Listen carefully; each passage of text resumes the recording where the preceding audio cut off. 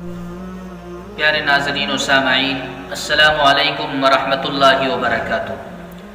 آج میں آپ حضرات کے سامنے مولانا روم رحمۃ اللہ علیہ کی ایک بہت ہی اہم اور سبق آموز حکایت کے ساتھ حاضر ہوں۔ آئیے سنتے ہیں حکایت اس طریقے پر ہے کہ ایک عورت کو اللہ رب ذوالجلال ہر مرتبہ اولاد نرینہ سے نواز دے، مگر اللہ کی شان اور اس کی مرضی کہ ہر بار وہ بچہ فوت ہو جاتا۔ یہ عورت ہر بار صبر کرتی اور اللہ کی حکمت اور اس کے فیصلے پر راضی رہتی، مگر اس کے صبر کا امتحان طویل ہوتا گیا اور اسی طریقے سے ایک ایک کر کے اس کے 20 بچے فوت ہوئے۔ جس وقت اس کا سب سے آخری بچہ فوت ہوا تو اس کی قوت برداشت جواب دے گئی، اس کے صبر کا پیمانہ لبریز ہو گیا، تحمل کے بندھن ٹوٹ گئے۔ یہ عورت ایک زندہ لاش کی طرح آدھی رات کو بیدار ہوئی اور اللہ کی بارگاہ میں سر بسجود ہو کر خوب روئی اور اپنا غم دل یوں بیان کرنے لگی: اے کون و مکاں کے مالک اللہ، تیری اس عاجز بندی سے کیا تقصیر ہوئی ہے کہ سال میں 9 مہینے خون جگر دے کر بچے کی تکلیف اٹھاتی ہوں، لیکن جب امید کا درخت پھل لاتا ہے تو صرف چند ماہ ہی اس کی بہار دیکھنا نصیب ہوتا ہے۔ آئے دن میرا دل غم کے ہول کا شکار رہتا ہے کہ کہیں میرا یہ بچہ پروان چڑھے گا بھی کہ نہیں۔ اے دکھی دلوں کے بھید کو جاننے والے اللہ، مجھ عاجز اور مسکین پر اپنا لطف و کرم نازل فرما۔ یہ عورت سجدے کی حالت میں آدھی رات کو صدموں سے چور، غموں سے نڈھال، شکستہ دل اللہ کی بارگاہ میں ان الفاظ کے ساتھ فریاد کر رہی ہے کہ اسی حالت میں اسے ایک اونگ آئی اور خواب دیکھا، اور خواب میں خود کو ایک شگفتہ اور پربہار باغ کے اندر پایا جس کی سرسبز و شادابی اور خوبصورتی انتہائی دل فریب تھی۔ اس عورت نے اس باغ کے اندر ایک خوبصورت محل دیکھا جس کی تعمیر اس طریقے پر کی گئی تھی کہ اس کی ایک اینٹ سونے کی اور دوسری چاندی کی تھی، اور اس محل کے اوپر اس عورت کا نام لکھا ہوا تھا۔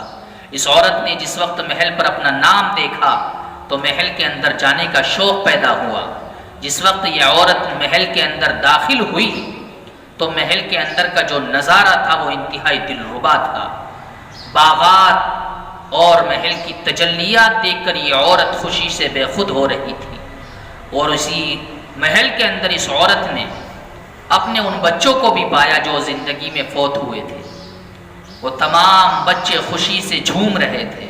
جس وقت ان بچوں نے اس عورت کو دیکھا تو اس عورت کو دیکھتے ہی وہ خوشی سے دم بخود ہو گئے، خوشی سے اچھل کود کرنے لگے۔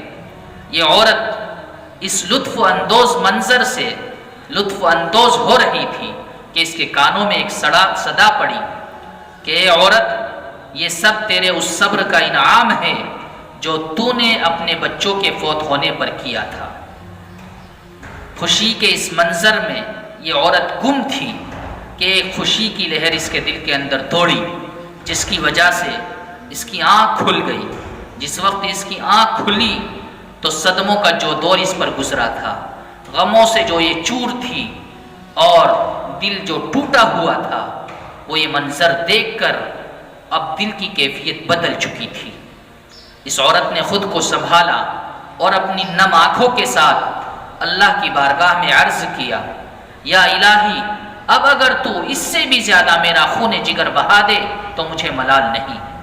اے اللہ، اگر تو مجھے اسی حالت میں سینکڑوں سال بھی رکھے تو مجھے کوئی رنج نہیں ہے، اس لیے کہ میں نے جن نعمتوں کا اور آپ کی طرف سے تیار کردہ جن انعامات کا اپنی آنکھوں سے مشاہدہ کیا ہے وہ میرے صبر سے کہیں بڑھ کر ہے۔ جی ہاں دوستو، انسان کو چاہیے کہ وہ ہر حال میں اللہ کا شکر ادا کرے اور اپنے ہاتھوں سے صبر کا دامن نہ چھوٹنے دے، کیونکہ یہی چیز ہے جو انسان کو اللہ سے قریب کرتی ہے۔ اور بزبان شاعر ہمارے دل کی کیفیت یہ ہونی چاہیے: بشر کا فرض ہے ہر حال میں شکر خدا کرنا، مصیبت ہو کہ راحت ہو نہیں اچھا گلا کرنا۔ اللہ پاک ہمیں بھی عمل کی توفیق نصیب فرمائے۔ السلام علیکم ورحمۃ اللہ وبرکاتہ۔